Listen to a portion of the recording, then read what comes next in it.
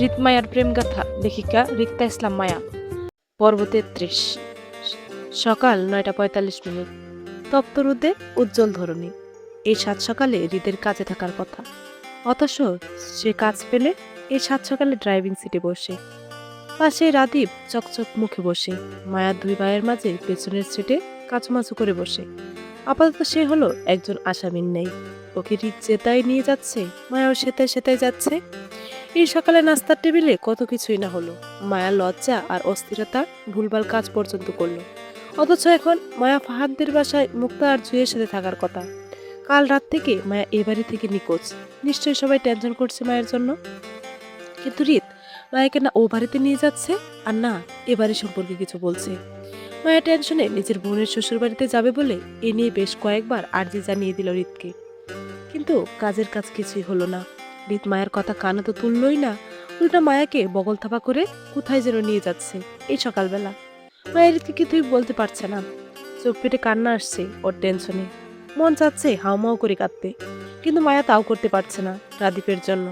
সকাল থেকে অলরেডি মায়া অদ্ভুত কাজ সব করে ফেলেছে, এখন নতুন করে আর কিছু ঘটাতে চায় না। নয়তো দেখা গেল রাদীপ মায়ের হাউমাউ চিৎকারে কান্না দেখে বলে উঠল, ভাবি, ভাবির কষ্ট আমার কষ্ট, আমিও তোমার মতন কান্না করতে চাই। তখন বিষয়টা আরো লজ্জাজনক হয়ে যাবে মায়ের জন্য। এমনিতেই রাদীপ সকাল থেকে শুধু মায়াকে দেখেই যাচ্ছে। রাদীপের ডেপ ডেপ করে তাকানো মনে হচ্ছে মায়া কোনো মানুষ হতে পারে না। মায়া হলো দুনিয়ার অষ্টম কোনো আশ্চর্য পদার্থ, যেটা রাদীপ খান জীবনে প্রথম দেখে ভীষণ বিস্মিত হচ্ছে। তার সবচেয়ে ইতস্ত ব্যাপার হলো মায়া কাল রাত থেকে একই ড্রেস পরে আছে। গায়ের জামাটাও এখন নোংরা নোংরা লাগছে মায়ের কাছে। অথচ এই দুই ভাই কেমন টিপটাপ সেজেগুজে আছে, যেন নতুন জামাই সেজে মায়াকে নিয়ে কোথাও যাচ্ছে। আল্লাহ জানে মায়াকে কোথায় নিয়ে যাচ্ছে তারা। এদিকে মায়ের বাড়ির জন্য টেনশন হচ্ছে। মায়াকে ফাহাদদের বাড়িতে না পেয়ে নিশ্চয়ই ওই বাড়িতে হাঙ্গামা লেগে গেছে। এদের সাথে মায়ের অবাধে চলাফেরাটা যদি কারো কানে যায়, বিশ্রী একটা কাণ্ড ঘটে যাবে। বোনের শ্বশুর বাড়িতে মায়া মনস্তান্ত্রিক চিন্তাধারার মধ্যেই রাদীপ সামনের সিট থেকে পিছনে ঘুরে মায়াকে দেখলো টেনশন করতে। দুষ্ট রাদীপ মায়ের ভয়ে আরো বাড়িয়ে দিতে দিতে বলল, ভাবি, তুমি আমাদের আম্মুকে চিনো? দেখেছো কখনো সরাসরি? রাদীপের কথায় মায়া ভয়ে কাচুমাচু মুখটা তুলে তাকালো রাদীপের দিকে। সঙ্গে সঙ্গে চোখাচোখি হলো দুজনের। মায়া ভয়ে মাথা নাড়িয়ে অসম্মতি জানালো রাদীপকে, যে কখনো সরাসরি দেখেনি। মায়ের কথায় বেশ সিরিয়াস হলো রাদীপ, যেন সে মায়েরই উত্তরটা পাওয়ার আশায় ছিল। মায়া রাদীপের হঠাৎ পরিবর্তিত মনোভাব দেখে বুঝলো যে রাদীপ মায়াকে এই মুহূর্তে বেশ সিরিয়াস কিছু বলতে চায়। রিত সামনে ড্রাইভিং সিটে থেকে স্টিয়ারিং ঘোরাতে ঘোরাতে তীক্ষ্ণ দৃষ্টি তুলে রাদীপকে এক পলক দেখে তাকালো মায়ের দিকে। সেদিকে মায়ের তো মুখটা দেখা গেল।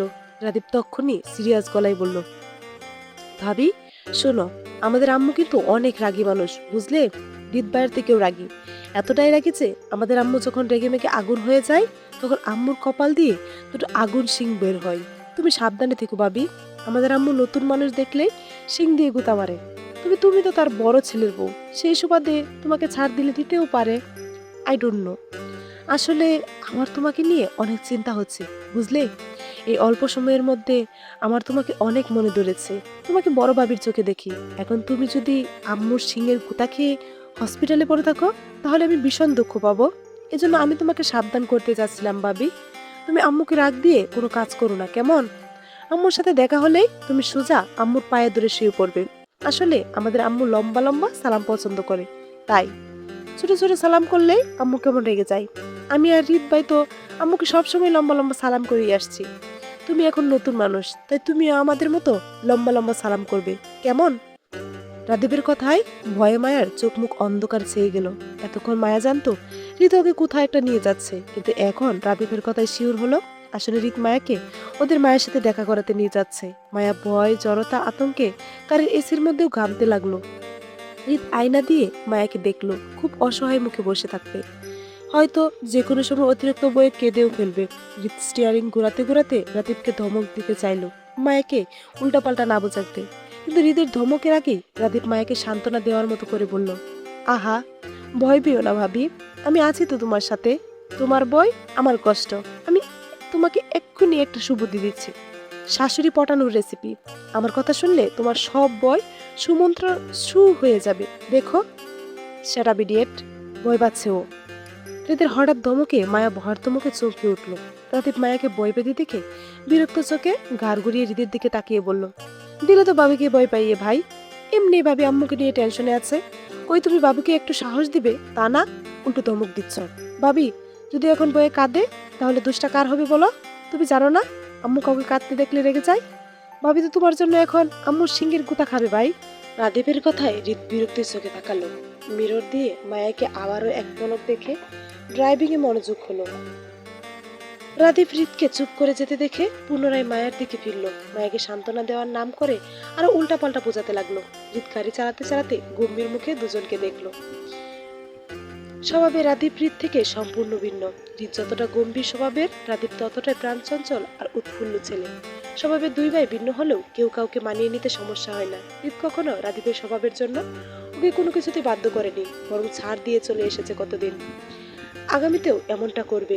রাদীপের বক বক আর মায়ের বয়ের মধ্যে হৃদ গাড়িটা থামে 12তলা ভবনের সামনে। দারোয়ান হৃদের গাড়িটা দেখেই সালাম দিয়ে গেটে টেনে ধরতে হৃদ গাড়িটা ঢোকালো ভিতরে। মায়া তখন ভয়ে কাচুমাচু করে বসে। হৃদ গাড়িটা পার্কিং করে সিট বেল্ট খুলে নামতে নামতে ততক্ষণে রাদীপ গাড়ি থেকে লাফিয়ে নেমে মায়ের পাশের দরজা খুলে দেয় মায়াকে নামতে। অপরিচিত পরিবেশে মায়া বেশ ভয়ার্থ মুখে গাড়ি থেকে নামলো। আশেপাশে তাকাতেই দেখলো বিশাল বড় বড় দালান কোঠার মাথার উপর দিয়ে দাঁড়িয়ে আছে। ঢাকা শহরের অলিগলি সম্পর্কে মায়ের তেমন ধারণা না থাকায় বুঝতে পারলো সে এই মুহূর্তে কোথায় আছে। বুঝতে পারলো না হৃদ ওকে কোথায় নিয়ে এসেছে, তবে আগ বাড়িয়ে হৃদ বা রাদীপকে সে জিজ্ঞাসা করবে সে সাহসটা পর্যন্ত পাচ্ছে না। ও ভয়ে মায়ের কলেজা শুকিয়ে একটুখানি হয়ে আছে। হৃদ মায়াকে গাড়ি থেকে নামতে দেখে নিজের হাতের খুঁটটা মায়ের দিকে এগিয়ে দিতে দিতে বলল, আমরা এখন গুলশান একে আছি। এই বিল্ডিং এর 6th ফ্লোরে আমার মা থাকেন। তোমাকে ওনাকে দেখা করাতে নিয়ে আসলাম, চলো। হৃদের গায়ের কালো কুটটা মায়া নিজের হাতে নিল, বয়ে কাচুমাচু করতে করতে। হৃদ মায়ের ভয় বুঝেও না বোঝার মতন করে সামনে হাঁটলো। রাদীপ মায়ের পাশে দাঁড়াতে দাঁড়াতে ফিসফিস গলায় বলল, ভাবি সাবধানে থেকো, আমার কিন্তু ভয় হচ্ছে তোমাকে নিয়ে। মায়া এবার সত্যি সত্যি বয়ে কলিজা কাঁপছে। রাদীপ সে কখন থেকে নিজের মায়ের নামে উল্টাপাল্টা মায়াকে বোঝাতে বোঝাতে আনলো। বয়ে যখন মায়ের পা চললো না, তখনই রাদীপ মায়াকে তাড়া দিয়ে বলল, আরে ভাবি চলো চলো, আমাদের দেরি হলে আবার আম্মু রেগে যেতে পারেন। চলো চলো তাড়াতাড়ি চলো। তারা দেখিয়ে রাদীপ সাইডে হাত দাঁড়ালো মায়াকে সামনে যেতে দিয়ে।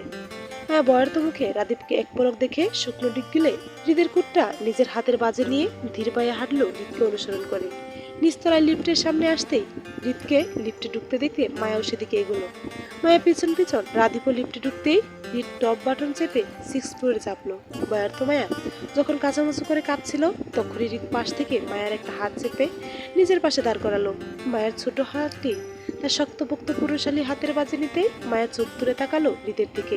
হৃদ যেন মায়াকে গম্ভীর সাহস দিল ভয় না পেতে, কিন্তু মায়ের তাকানোতে হৃদ তাকালো না মায়ের দিকে, বরং হৃদ অপর হাতটা পকেটে ঢুকিয়ে স্টাইলি দাঁড়িয়ে রইল লিফটে। 6th ফ্লোরে আসতেই মায়ের হাতটা সেইভাবে চেপে ধরে এগিয়ে গেল নির্দিষ্ট ফ্ল্যাটের দিকে। হৃদের কলিং বেল চাপার আগে রাদীপ ফটাফট অধৈর্য হাতে কলিং বেল বাজালো। মিনিটের মাথায় দরজা খুলে দাঁড়ালো 22-23 বছরের যুবতী কাজের মেয়ে টনি। কালো গঠনের মেয়েটা দেখতে চমৎকার। দরজা ধরে দাঁড়িয়ে হৃদ আর রাদীপের সঙ্গে মায়াকে দেখে হঠাৎই গলা ফাটিয়ে চিৎকার করে ছুটল ফ্ল্যাটের ভিতরের দিকে, ম্যাডাম গো, বড় ভাইজান বাবিরে লয়ে আইছে, দেখা যান। টনির চিৎকারে রাদীপ মজা পেল, হৃদ চরম বিরক্ত হলো। সেইভাবে মায়ের বয়ার্ত মুখটার দিকে এক পলক তাকিয়ে ঢুকলো ভিতরে। রাদীপ হৃদ মায়া আগে দরজা ঠেলে ড্রয়িং রুমে সোফায় গায়ে গিয়ে চিত্ত হয়ে শুয়ে পড়লো ক্লান্তিতে। মায়া ভয়ে কাচুমাচু করে হৃদের পাশে দাঁড়িয়ে সুন্দর ফ্ল্যাটের বিলাসিতা দেখতে লাগলো। আরে আরে, ফ্ল্যাটের চারপাশে পরিবেশটা বেশ সুন্দর আর পরিপাটি গোছানো টাইপ। যে কেউ দেখলে বলবে এখানে রুচিশীল মানুষের বসবাস আছে। তবে মায়া বুঝতে পারছে না হুট করে কেন হৃদ মায়াকে ধরে বেঁধে নিজের মার সাথে দেখা করাতে নিয়ে আসলো। মায়া হৃদের স্বামী হওয়ার সত্যিটা জানতে পেরেছে আজ মাত্র 2 দিন হলো। এর মধ্যেই হৃদ নিজের পরিবারকে জানিয়ে দিল মায়ের সম্পর্কে। আচ্ছা, এই লোক কি মায়ের সবকিছু জানার অপেক্ষাতে ছিল এতদিন? কখন মায়া নিজের স্বামীকে চিনতে পারবে আর কখন সে নিজের পরিবার জানাবে মায়ের সম্পর্কে এমন কিছু? মায়া তো এখন তাই মনে হচ্ছে। মায়া নিজের স্বামীকে চিনল 2 দিন হলো। এর মাঝে হৃদ নিজের অধিকার খাটাচ্ছে মায়ের উপর। এমনকি হৃদ দায়িত্ব নিয়ে প্রথমে নিজের মায়ের সাথে মায়াকে বউ হিসেবে পরিচয় পর্যন্ত করিয়ে দিচ্ছে। আচ্ছা, মায়া কি দুনিয়ার সবচেয়ে ভাগ্যবতী নারী না? অবশ্যই সে ভাগ্যবতী নারী, মায়া না চাইতেও সবকিছু পেয়ে যাচ্ছে। ওটা কখনো মায়াকে মুখে বলেনি সে মায়াকে পছন্দ করে বা ভালোবাসে, অথচ তার কাজকর্মে মনে হয় মানুষটা ভালোবাসার দুনিয়ায় বলতে শুধু মায়া একাই আছে। মায়া আজ নিজেকে সত্যিই ভাগ্যবতী মনে হচ্ছে। মায়ের মনস্তান্ত্রিক ভাবনার মাঝে কারো পায়ের শব্দ পেতেই মায়ের ধ্যান ভাঙে। চোখ তুলে উপরে তাকাতেই চোখে পড়ল চমৎকার সুন্দরী এক নারীকে, যার রূপ লাবণ্য চোখে লাগানোর মতো সুন্দর। মায়া কিছুক্ষণের জন্য নিজের ভয় বলে ড্যাব ড্যাব করে তাকিয়ে রইল সেই মধ্যবয়স্ক সুন্দরী নারীর দিকে। সাদা ধবধবে গায়ে কালো মসলিন শাড়ি জড়িয়ে, চোখ দুটো হৃদের মতো তীক্ষ্ণ আর গাঢ় বাদামি। সবচেয়ে ভয়ঙ্কর ব্যাপার হলো মহিলাটির হাইট আর ওয়েট দেখে মায়ের মনে হলো ওর শাশুড়ি হাইট রাদীপের প্রায় সমান সমান হবে। কম হলে লম্বাটে মহিলাটি 5 ফিট 7 কি 8 হবে। তাছাড়া এই যুবতী মহিলাকে দেখলে প্রথম দেখায় কেউ বলতে পারবে না এই মহিলার দুটো দামড়া দামড়া ছেড়ে আছে। বাপরে, কি ভয়ঙ্কর ব্যাপার বাপরে। মায়াকে হা হয়ে হৃদের মা সুফিয়া খানের দিকে তাকিয়ে থাকতে দেখে এগিয়ে আসলো সুফিয়া বেগম। গুছানো শাড়ির সাথে বাম হাতে ঘড়ি পরা ওনার, ডান হাতে চিকন একটা ডায়মন্ডের চুড়ি। বাম হাতের ঘড়িতে সময় দেখতে দেখতে সুফিয়া বেগম তীক্ষ্ণ গলায় বলল, তোমাদের আসার কথা 9টায়, এখন বাজে 10টা। 1 ঘন্টা লেট হওয়ার কারণ? শক্ত গলায় শক্ত পার্সোনালিটি দেখে মায়ের মনে হলো এজন্য হৃদের কার্বন কপি দেখেছে শাশুড়িকে। বাপরে, কথা আর দৃষ্টি দুটোই কিন্তু তেজ তাদের। হৃদ কিছু বলবে তার আগেই সোফায় শুয়ে থাকা রাদীপ উঠে বসতে বসতে বলল, বাবির হাতের ইউনিক নাস্তা খেতে খেতে আমাদের 1 ঘন্টা দেরি হয়ে গেল মা। কি মজার মজার নাস্তা ছিল সেইগুলো, আহা! আপেল ফ্লেভারের চা, কলা ফ্লেভারের কফি, কাপ ফ্লেভারের রুটি, আরো কত কি ছিল। রাদীপের কথায় সুফিয়া বেগম দৃষ্টি ঘুরিয়ে তাকালো মায়ের দিকে, হৃদের পাশে দাঁড়িয়ে থাকা ছোট্ট মায়ের দিকে। রাদীপের মুখের ভাবে ডাক শুনে ওনার মনে হলো ছেলের বউয়ের কথা। সুফিয়া বেগম তীক্ষ্ণ দৃষ্টিতে মায়ের পা থেকে মাথা অব্দি দেখে দৃষ্টি তীক্ষ্ণতা বজায় রেখে সেই দৃষ্টি ঘুরিয়ে তাকালো আবার হৃদের দিকে। আগের নেই গম্ভীর গলায় বলল, খেয়ে এসেছিস কেন? না করছিলাম না, বলেছিলাম না সকালের নাস্তা এখানে এসে করবি। আমি যে সকাল থেকে না খেয়ে অপেক্ষা করব সেটা মনে ছিল না? সুফিয়া বেগমের গম্ভীর গলায় মায়া কেঁপে উঠে হৃদের দিকে আরো চেপে গেল। হৃদের গা ঘেঁষে দাঁড়িয়ে পিছনে লুকাতে চাইলে হৃদ মায়ের হাতটা শক্ত করে ধরে রেখে বলল, টেবিলে নাস্তা দিতে বলো মা, আমরা তেমন কিছু খেয়ে আসিনি, শুধু একটু কফি খেয়ে এসেছিলাম। হৃদের বলা শেষ করতে না করতেই তলি দৌড়ে কিচেনে গেল টেবিলে নাস্তা দিতে। সুফিয়া বেগম কিছু বলার অপেক্ষা করলো না, কারণ সুফিয়া বেগম অনেক শক্ত গাছের মানুষ, কথা কম বলে, কাজ বেশি চায় ওনার, অথচ বাড়তি কিছু পছন্দ না ওনার। সুফিয়া বেগম হৃদের দিকে দৃষ্টি সরিয়ে সম্পূর্ণরূপে তাকালো বয়ার্ত মায়ের দিকে। সে আপাতত হৃদের গা ঘেঁষে দাঁড়িয়ে বারবার আর চোখে সুফিয়া বেগমকে দেখার চেষ্টা করছে। হৃদের সুফিয়া বেগম মায়ের মনোভাব বুঝতে পেরেই গম্ভীর গলায় ডাকলো মায়াকে নিজের কাছে, এই মেয়ে এদিকে আসো। সুফিয়া বেগম গম্ভীর ডাকে মায়ের সারা শরীর শিহরিত হলো বয়ে। আতঙ্কের নেই ঘামছে দোল হৃদের কোমরের পাশে শাড়ির কিছু অংশ। দৃষ্টি নত করে মায়ের দিকে তাকালো। মায়াকে ভীষণ অসহায় আর বয়ার্ত দেখালো। অতিরিক্ত নার্ভাসনেসে মায়াকে কাঁদতে দেখে মনে হলো যে কোনো সময় কেঁদে ফেলবে মায়া বয়ে। হৃদ ছোট করে বলল, যাও। মায়া নড়ল না, বরং হৃদের পিছনে দাঁড়িয়ে নিজেকে আড়াল করলো। সুফিয়া বেগম হঠাৎ মায়ের ভয় পাওয়ার কারণটা বুঝতে না পেরে অনেক ধমক সুরে ডাকলো মায়াকে নিজের কাছে, এই মেয়ে শুনতে পারছো না ডাকছে তোমায়, দিকে আসো, কাম। সুফিয়া বেগমের দৌড়ে মায়ের কেঁপে উঠে সত্যি সত্যি কেঁদে ফেলল। হৃদের সাথে আঁকড়ে ধরে কুপিয়ে কেঁদে উঠতেই সুফিয়া বেগম দৃষ্টিতে তাকালো হৃদের দিকে, বলল, কি হয়েছে, কাঁদছে কেন? হৃদ রাদীপের দিকে বিরক্তি চোখে তাকালো। মায়াকে কাঁদতে দেখে রাদীপ দুষ্ট হাসছে নিজের কাজে সফল হতে পেরে। হৃদ সেদিকে তাকিয়ে মিসেস সুফিয়া বেগমকে বলল, তোমার ছেলেকে জিজ্ঞেস করো মা, রাদীপ ওকে উল্টাপাল্টা বুঝিয়েছে তোমার নামে, সেজন্য তোমাকে ভয় পাচ্ছে ও।